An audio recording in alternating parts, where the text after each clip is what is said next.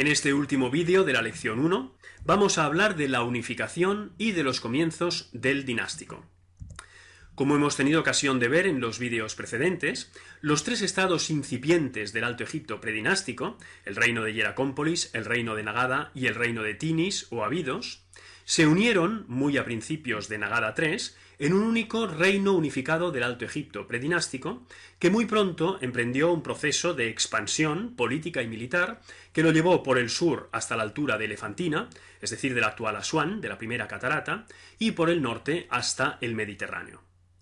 Es importante tener presente, sin embargo, que este proceso de unificación política y militar, que tuvo lugar durante Nagada III AB, es decir, aproximadamente entre 3300 y 3100 a.C., estuvo precedido por un proceso de unificación cultural que se desarrolló durante Nagada II CD, es decir, aproximadamente entre 3600 y 3300 a.C., y que supuso que la cultura del sur, la cultura del Alto Egipto, se expandiera por todo el valle del Nilo egipcio y en especial por el delta, es decir, por el Bajo Egipto. En los yacimientos del delta observamos, en efecto, cómo la tradición local, la tradición cultural local, es sustituida paulatinamente por la tradición cultural del Alto Egipto. Nos referimos fundamentalmente a la cultura material, es decir, a la cerámica, a la industria lítica, a los objetos en metal, a todo tipo de artefactos construidos por el ser humano, a los patrones de asentamiento, a las necrópolis y a las tumbas. En todos estos ámbitos observamos cómo en los yacimientos del delta la tradición local deja paso a la tradición procedente del Alto Egipto. El esquema de esta diapositiva muestra la estratigrafía arqueológica del yacimiento de Tel el Faraín o Buto, situado en el norte del delta. En él podemos apreciar cómo los estratos inferiores, que son los más antiguos, responden a la tradición cultural del Bajo Egipto, mientras que los estratos superiores, que son más recientes, responden ya a la tradición cultural del Alto Egipto. En medio, entre unos y otros, tenemos un estrato de transición, cuya cultura material comporta elementos tanto de la tradición del Bajo Egipto como de la tradición del Alto Egipto. La cuestión es que a finales de Nagada II, todo el valle del Nilo egipcio está unificado culturalmente, bajo la cultura del Alto Egipto, la cultura de Nagada. No sabemos por qué mecanismos se produjo esta unificación cultural, pero algunos autores han avanzado la hipótesis de que fuera el resultado de un proceso de colonización del delta por parte de las élites del Alto Egipto para asegurarse el control de las vías de comunicación por las cuales llegaban a Egipto bienes de prestigio y materias de prestigio procedentes del continente asiático. Como decimos, durante Nagada III, los reyes de Abidos, es decir, del reino del Alto Egipto, llevan a cabo la unificación política y militar de las dos tierras. Datan de este periodo toda una serie de documentos iconográficos que conocemos con el nombre de documentos de la unificación, que son testimonio elocuente de este proceso. Desde el punto de vista de los soportes, los documentos de la unificación pueden ser pinturas murales o sobre tejidos, o pueden ser también relieves esculpidos sobre mangos de cuchillo ritual de marfil de hipopótamo, o sobre paletas votivas de grauvaca, o sobre cabezas de maza, también votivas, de piedra caliza. Originalmente, las paletas sirven para la mezcla de cosméticos, y las cabezas de maza son, como sabemos, armas. En este momento, sin embargo, tanto unas como otras aumentan de tamaño, se cubren de iconografía y se convierten en objetos votivos. En las fotografías de la parte inferior de esta diapositiva podéis ver 4 de estos tipos de documentos. A la izquierda, una pintura mural, a continuación un mango de cuchillo, y en tercer y cuarto lugar, una paleta y una cabeza de maza. Por lo que se refiere a la iconografía de los documentos de la unificación, es el vehículo de expresión de la ideología de la monarquía faraónica naciente, y de ahí su gran importancia para el estudio de este periodo y de la formación de la monarquía faraónica histórica. En cuanto a la procedencia, algunos documentos de la unificación han sido adquiridos en el mercado de antigüedades, como el cuchillo de Jebel el Arak o la paleta de la caza. Otros, en cambio, proceden directamente de yacimientos arqueológicos, tumbas o recintos de culto. El más significativo de estos yacimientos es el Main Deposit de Hieracómpolis. Se trata de un depósito de objetos votivos de finales del predinástico y de las primeras dos dinastías, que los arqueólogos excavaron en el recinto del templo de la Hieracómpolis histórica. De él proceden objetos tan emblemáticos como por ejemplo la paleta de Narmer o las cabezas de maza, de escorpión y de Narmer. Los temas de la iconografía de los documentos de la unificación son básicamente 4: la guerra y el dominio, la caza, el ritual regio y la dialéctica orden-caos. Es precisamente a través de estos temas que se expresa la ideología faraónica naciente.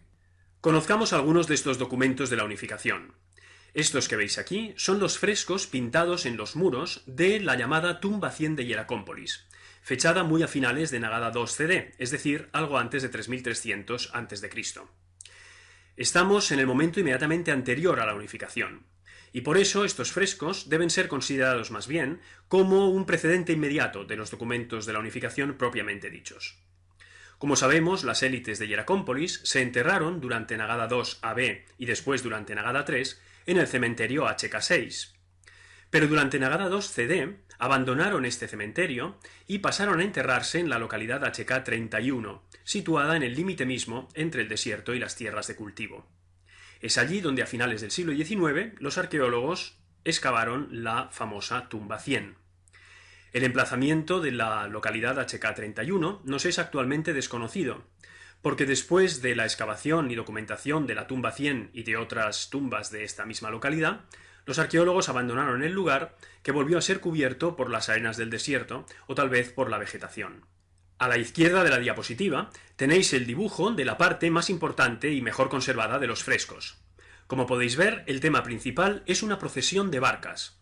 Se trata muy probablemente de un ceremonial regio con significación funeraria.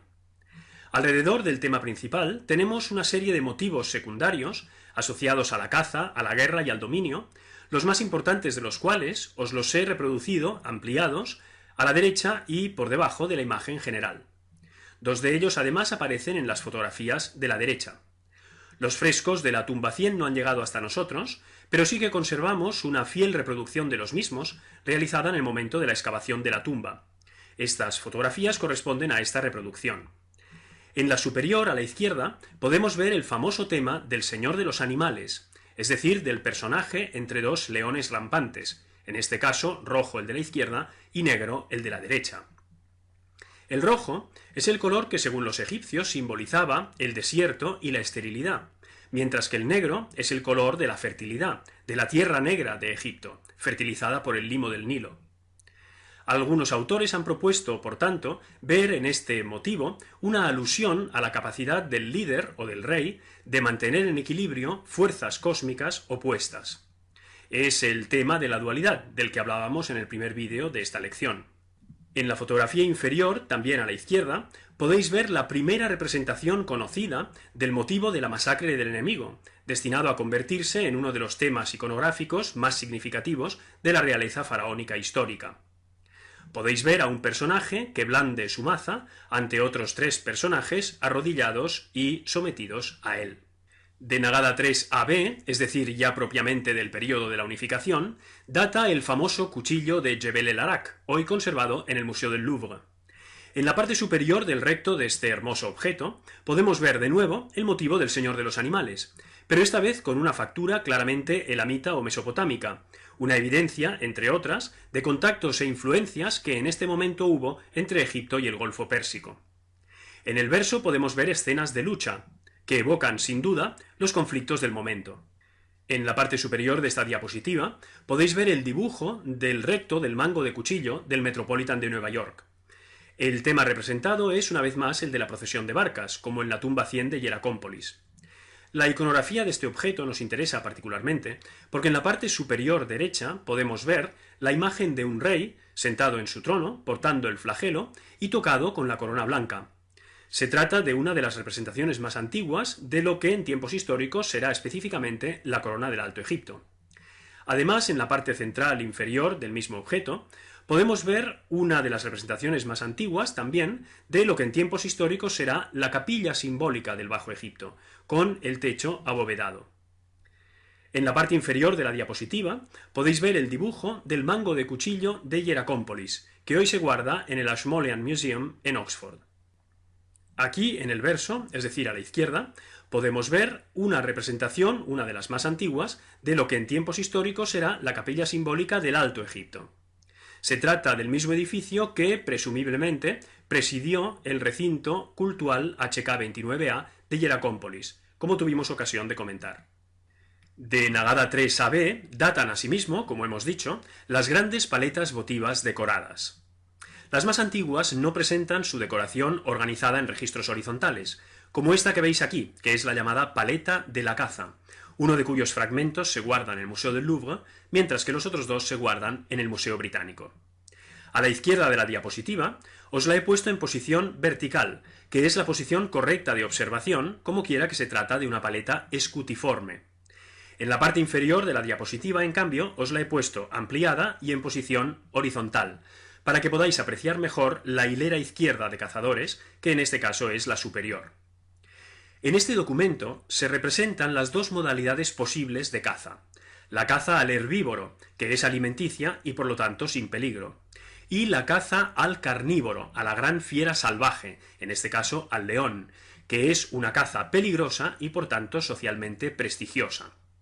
Los cazadores aparecen dispuestos, como podéis ver, en dos hileras, a lado y lado de la composición, y están pertrechados con todo tipo de armas, cosa que no sucede en una partida de caza real, donde las armas son siempre específicas en función del animal cazado. Esto es así porque en este documento no se pretende reflejar un hecho histórico, un hecho real, un hecho realmente acaecido, sino que lo que se pretende es reflexionar, digámoslo entre comillas, sobre la realidad caza en todas sus manifestaciones. Como podéis ver también, en este documento no se representa directamente al rey, pero es interesante observar que el atuendo ritual que el rey llevará ya desde finales del predinástico y en la época tinita y a lo largo de todo el reino antiguo, es en esencia el atuendo de un antiguo cazador. En la fotografía inferior, el segundo cazador por la derecha de la hilera superior sujeta con su mano izquierda un estandarte, levanta con la derecha una maza y va vestido con un faldellín corto y una cola de toro. Este mismo personaje aparece reproducido a la derecha, en el dibujo inferior derecho. El dibujo superior derecho corresponde al personaje que masacra enemigos de la tumba 100 de Hieracómpolis, que ya hemos tenido ocasión de conocer. En cambio, el dibujo de la izquierda reproduce el rey Narmer de la paleta de Narmer. Si os fijáis, esta imagen viene a ser una síntesis de las otras dos. En efecto, el rey Narmer va vestido con un faldellín corto y una cola de toro, igual que el cazador, levanta con la mano derecha una maza, igual que los otros dos personajes, y sujeta con la izquierda, aunque aquí no esté reproducido, el personaje arrodillado ante él, igual que en la tumba 100. En efecto, el faraón será, a lo largo de toda la historia de Egipto, un gran cazador, un cazador de fieras salvajes en tanto que fuerzas de la naturaleza, porque él mismo es una fuerza de la naturaleza capaz de oponerse a sus semejantes, y porque esta actividad es una manifestación de su prestigio y de su poder. Y ya que estamos hablando del mundo de la caza, permitidme que por un momento retroceda algo en el tiempo para mostraros el origen de lo que en época histórica será la corona roja del Bajo Egipto.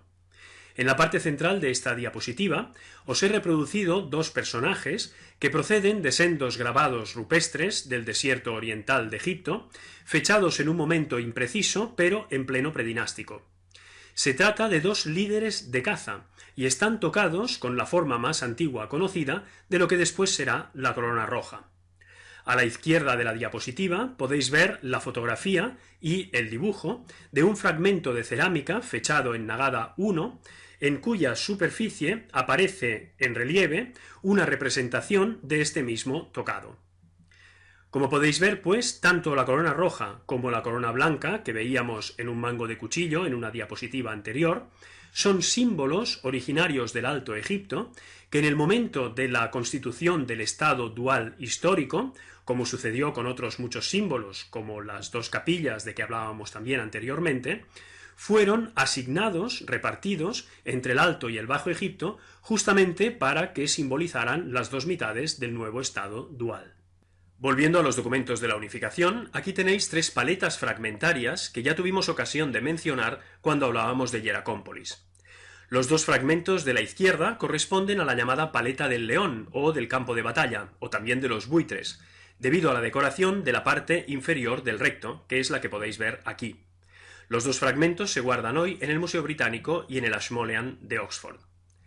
El fragmento central corresponde a la llamada paleta del toro, por razones obvias, y hoy se guarda en el Museo del Louvre.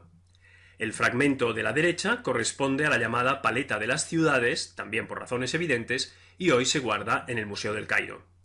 Esta última paleta presentaba ya su decoración distribuida, organizada en amplios registros horizontales, como podéis ver por la línea de separación de registros en la parte superior derecha. En estas tres paletas el rey aparece representado, pero no en forma humana, sino en forma animal.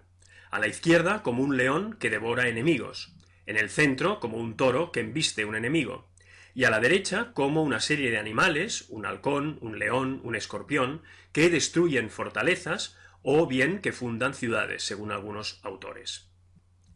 En efecto, además de ser un gran cazador, como ya hemos visto, el rey se identifica con las fieras salvajes, en tanto que fuerzas de la naturaleza, en virtud de ser él mismo una fuerza de la naturaleza, como ya hemos tenido ocasión de decir. Pero sin duda el más importante de los documentos de la unificación es la famosa paleta de Narmer, que hoy se guarda en el Museo del Cairo y cuyo recto y verso podéis ver en esta diapositiva. En la paleta de Narmer la decoración se organiza en registros horizontales y el rey aparece representado 4 veces, 2 en forma humana y 2 en forma animal. En el registro superior de las 2 caras de la paleta tenemos representada a la diosa Bat al lado y lado del Serej con el nombre del rey, como ya tuvimos ocasión de ver cuando hablábamos de Hieracómpolis. En el recto de la paleta, que aquí tenéis reproducido a la izquierda, en el segundo registro, podemos ver al rey en forma humana presidiendo una procesión militar que se dirige hacia una serie de enemigos decapitados. En el registro inferior, en cambio, podemos ver al rey en forma de toro que embiste enemigos y destruye fortalezas. En el registro central, 2 serpopardos, es decir, 2 animales fantásticos, mitad felinos, mitad serpientes, de clara influencia mesopotámica, entrelazan sus cuellos formando el círculo que en las paletas más antiguas servía para la mezcla de cosméticos.